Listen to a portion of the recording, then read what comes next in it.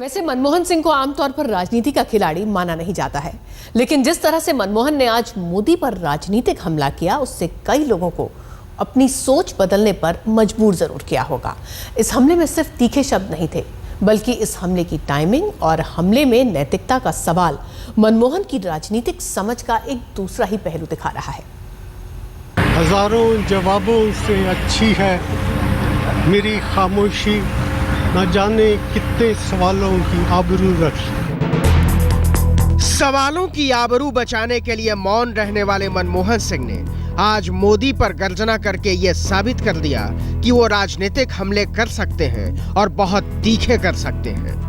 मोदी ने तो मनमोहन पर बहुत हमले किए हैं, उनकी चुप्पी पर कई चुटकियां कसी। प्रधानमंत्री जी, मैं आह्वान करता हूं, आइए, इतना बड़ा हिंदुस्तान का कारोबार आपके पास है, हम एक छोटे से राज्य का कारोबार चलाते हैं। आइए, गुजरात और दिल्ली की स्पर्धा हो जाए, विकास की स्पर्धा हो। आप विकास के क्षेत्र में क्या कर रहे हैं, हम विकास के क्षेत्र में क्या कर रहे हैं। इन तमाम हमलों पर मनमोहन ने सिर्फ एक शब्द कहकर पूरी बीजेपी को हैरान कर दिया है। गुजरात दंगों पर अदालत से क्लीन चिट मिलने के बाद जो मोदी अपनी कट्टर छवि को बदलने में लगे थे, उस छवि को मनमोहन सिंह ने नैतिकता की कसौटी पर ला खड़ा किया है।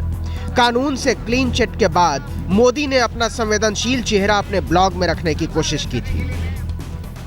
दुख, उदासी, कष्ट, पीड़ा, वेदना, संताप जैसे शब्द उस पूर्ण खालीपन की व्याख्या नहीं कर सकते हैं जो किसी ने इतनी बड़ी अमानवीयता देखकर महसूस की।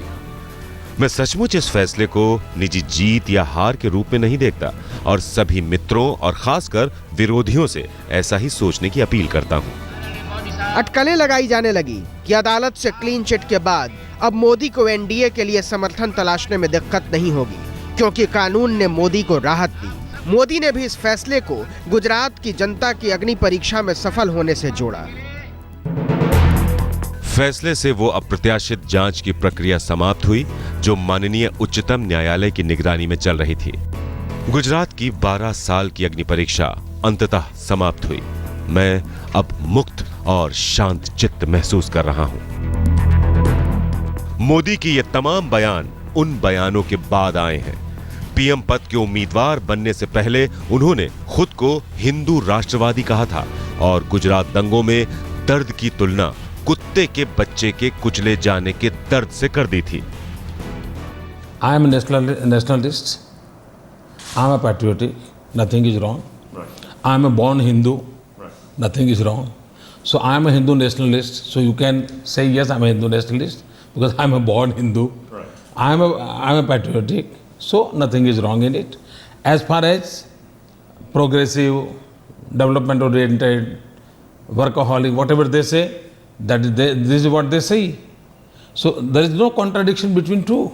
हम अगर कार चला रहे हैं, अब वी आर अ ड्राइवर और कोई ड्राइव कर रहा है और हम पीछे बैठे, फिर भी एक छोटा कुत्ते का बच्चा भी अगर कार के नीचे आ जाता है तो हमें पेन फील होता है कि नहीं?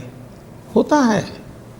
मैं अगर मुख्यमंत्री हूँ या नहीं हूँ, मैं एक इंसान हूँ, कहीं पर भी कुछ बुरा होगा तो दुख होना बहुत स्वाभाविक है। इस बयान और मोदी को ब्लॉग में दिए बयानों की तासीर में फर्क आसानी से देखा और समझा जा सकता है।